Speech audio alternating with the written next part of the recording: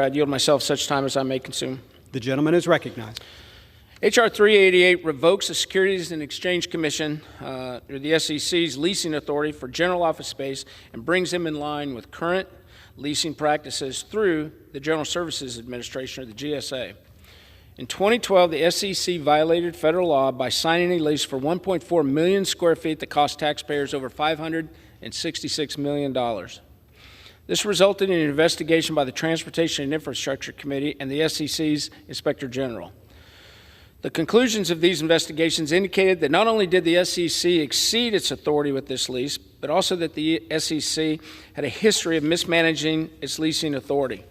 Recent actions by the SEC during GSA's procurement of lease space for the SEC seem to indicate that the agency may be turning back to its old ways. This bill ensures that the SEC, like other federal agencies, continues to use the GSA for its space needs and provides more safeguards for the taxpayers' money. I'd urge support of the legislation and reserve the balance of my time. The gentleman from Missouri yields. The gentleman from Washington is recognized. Mr. Speaker, I yield myself as... Reserves, I'm sorry. Gentleman from Washington is recognized. Thank you. Mr. Speaker, I yield myself as much time as I may consume. Mr. Speaker, I rise today in support of H.R. 388, the Securities and Exchange Commission Real Estate Leasing Authority Revocation Act. This legislation, introduced by Congresswoman Eleanor Holmes Norton of the District of Columbia, revokes the independent real estate leasing authority of the SEC and directs the Government Accountability Office to update its 2016 report on federal entities with independent real estate leasing authority. So while some federal agencies have this independent real estate leasing authority and have used it responsibly, the SEC has a history of egregious real estate practices. Congress granted this independent leasing authority to the SEC in 1990, which means the SEC does not need to use the General Services Administration for its real estate needs, like other government agencies do. But in 2010, anticipating the agency would expand in response to the Dodd-Frank Wall Street Reform and Consumer Protection Act, the SEC leased 900,000 square feet of space in the Constitution Center building in Washington, D.C. Then, a year later, the SEC's Office of Inspector General issued a report which found the SEC Office of Administrative Services conducted a flawed analysis to justify the need for this leased space and potentially committed Anti-Deficiency Act violations. The SEC's Office of Inspector General found that the OAS grossly overestimated the amount of space needed at SEC headquarters for the SEC's projected expansion and prepared a faulty justification and approval to support eliminating competition.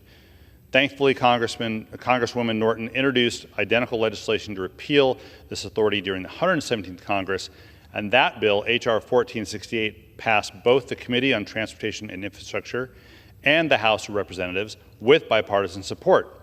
Unfortunately, H.R. 1468 was not considered by the Senate. So today we are trying one more time to approve this common sense legislation, and I urge my colleagues to support this bill. And with that, I reserve the balance of my time. The gentleman from Washington reserves. The gentleman from Missouri is recognized. Thank you, Mr. Speaker. I don't believe I have any speakers, so with that, I will reserve the balance of my time. The gentleman reserves. The gentleman from Washington is recognized. Thank you, Mr. Speaker. I would wish to yield 2 minutes to the gentlewoman from the District of Columbia, Congresswoman Eleanor Holmes Norton. The gentlewoman is recognized.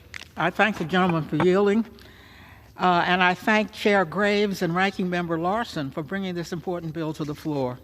This bill would revoke the independent real estate leasing authority of the Securities and Exchange Commission to direct the Government Accounting Office to update its 2016 report on independent real estate leasing authority in the federal government.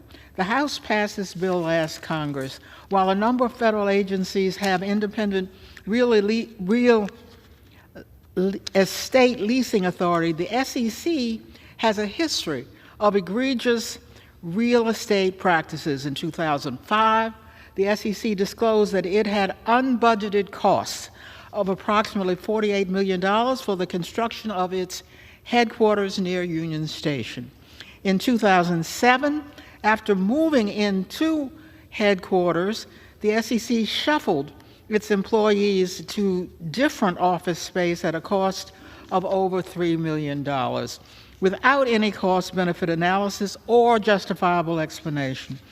In 2010, the SEC conducted a deeply flawed analysis to justify the need to lease 900,000 square feet and to commit over $500 million over 10 years, overestimating its space needs by over 300%. In addition, the SEC failed to provide complete and accurate information and prepared a faulty and backdated justification and approval after it had already signed the lease. In August 2016, the General Services Administration and the SEC entered into an occupancy agreement to authorize GSA to secure a new 15-year lease. In December 2016, GSA, with the approval of SEC, submitted a prospectus to Congress for approximately 1.3 million square feet, which Congress approved in 2018. I yield additional 2 minutes. The gentlewoman is recognized. I thank the gentleman for yielding me more time. By July 2019, GSA had received final bids, resolved all protests, and even selected a final bidder. A month later, the SEC canceled the occupancy agreement, citing concerns about the value of the purchase option, which SEC refused to document to Congress. The SEC effectively vetoed the entire 3-year procurement process, despite not having the authority or funding to exercise the purchase option without GSA's involvement. Finally, after much back and forth between the two agencies, GSA entered into a lease agreement for a new SEC headquarters in September 2021. The SEC says it will continue to have GSA to do its leasing in the future, but the SEC's history of egregious leasing conduct, having squandered hundreds of millions of dollars, makes this bill necessary. These public blunders also risk undermining the reputation of GSA and the federal government among developers and building owners who participate in federal lease procurements. The threat of uncertainty ultimately drives up the costs of all GSA real estate procurements. It's time for Congress to return the SEC's leasing authority to GSA, the federal government's civilian real estate arm. As the SEC has demonstrated over 3 decades, it is incredibly inefficient, wasteful, and redundant to have the SEC involved in real estate procurements when GSA exists for that very reason. Like other federal agencies, the SEC would continue to have input with the GSA and involvement in the real estate decision-making process, but GSA would have the ultimate authority. I urge my colleagues to support the bill, and I yield back. The gentleman from Washington reserves. The gentleman from Missouri is recognized. I don't have any speakers, so I'd reserve the balance. I'm prepared to close. Gentleman reserves. Gentleman from Washington is recognized. Thank you, Mr. Speaker. It is time for Congress to return the SEC's leasing authority to the GSA, the federal government's civilian real estate arm. This legislation would do just that, so I urge my colleagues to support this legislation and yield back the balance of my time. The gentleman yields. The gentleman from Missouri is recognized. Thank you, Mr. Speaker. In closing, H.R. 388 ensures that the SEC is going to work with the GSA on leasing to improve oversight. It's going to reduce costs, protect the taxpayers against wasteful spending, and minimize Anti-Deficiency Act violations in the future. I would urge support of this legislation. With that, I would yield back the balance of my time. The gentleman yields. The question is, will the House suspend the rules and pass the bill H.R. 388? Those in favor say aye. Aye. Those opposed, no.